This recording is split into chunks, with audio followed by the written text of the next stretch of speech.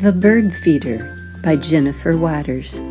This is a how-to story about a little girl and her mother making a bird feeder together. We sawed the boards.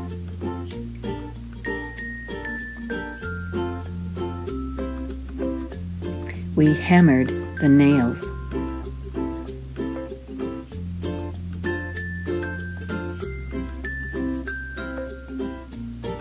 We drilled the holes.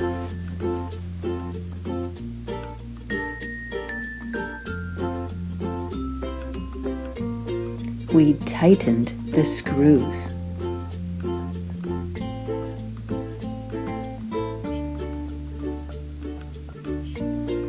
We painted the bird feeder.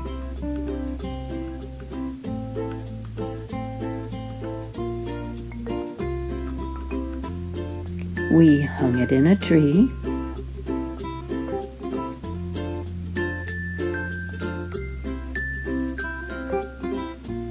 We watched the birds.